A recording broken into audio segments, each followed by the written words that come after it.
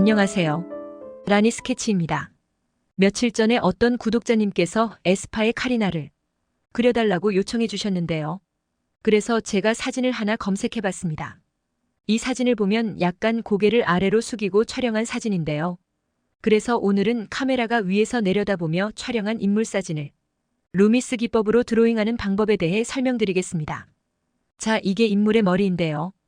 이건 정면의 모습이고요. 이건 위에서 내려다볼 때의 모습입니다.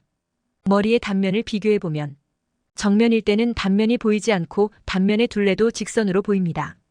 반면에 위에서 내려다보면 단면이 보이면서 단면의 둘레도 곡선으로 보입니다. 구를 가지고 설명하자면 정면일 때는 이렇게 되는 거고 위에서 내려다보면 단면이 보이게 됩니다. 이게 구의 중심선이고요. 눈, 코, 입의 기울기가 구 단면의 둘레를 타고 위치하게 되는데 구의 중심선과 눈, 코, 입의 기울기는 서로 평행을 이루게 됩니다. 그리고 구의 지름은 이렇게 눈, 코, 입의 기울기와 직각을 이루게 됩니다. 여기서 말씀드리는 구의 지름은 카메라의 시각과 평행을 이루는 경우의 지름을 말씀드리는 것입니다. 두개골의 양옆에 있는 원의 중심점의 기울기와는 다른 것이니 드로잉 하시다가 서로 같은 것으로 헷갈리시면 안 됩니다. 다시 한번 정리하겠습니다. 눈, 코, 입의 기울기와 구의 중심선은 평행합니다. 구의 지름과 구의 중심선은 서로 직각입니다. 그래서 눈, 코, 입 기울기와 구의 지름은 직각입니다.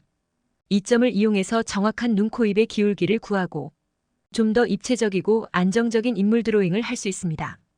바로 이어서 핸드폰에 저장된 인물 사진에 루미스 기법 가이드라인을 그려보겠습니다. 먼저 구를 쉽게 그리기 위해 턱선을 길게 연장선까지 그려준 후 그 안에 구와 눈, 코, 입의 기울기를 그려줍니다. 구의 크기는 머리카락에 감춰진 실제 두상의 크기를 가늠해서 비슷한 크기로 그리시면 됩니다.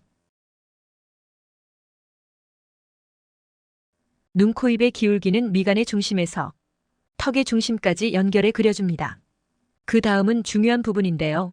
원의 중심점을 찍은 후 눈, 코, 입의 기울기와 직각을 이루는 구의 지름을 그려줍니다.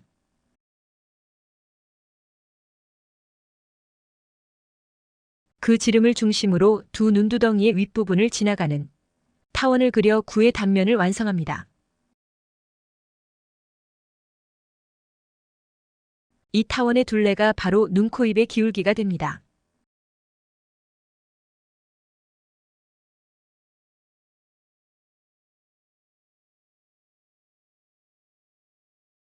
타원의 둘레와 같은 형태로 이마의 시작점을 그려주고 코의 길이와 턱의 길이도 표시해줍니다.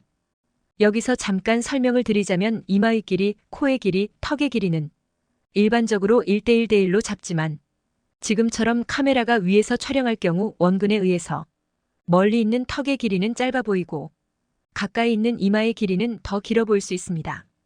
그리고 인물의 특징에 따라 언제든 길이가 다를 수 있으니 상황에 맞게 길이를 잡으시면 되겠습니다.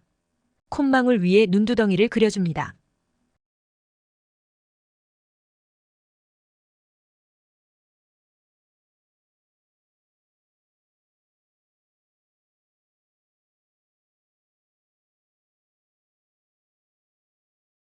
그리고 구의 양쪽 옆면을 잘라줍니다.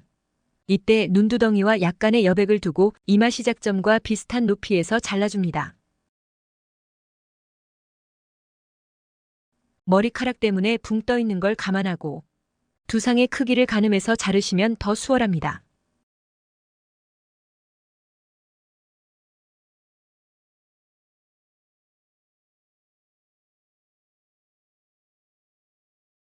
눈은 눈두덩이의 중간쯤에 그려주시면 됩니다.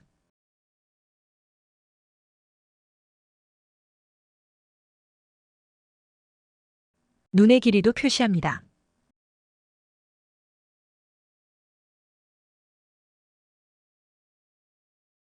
완성한 가이드라인을 다른 이름으로 저장해 원본이 남아있도록 합니다.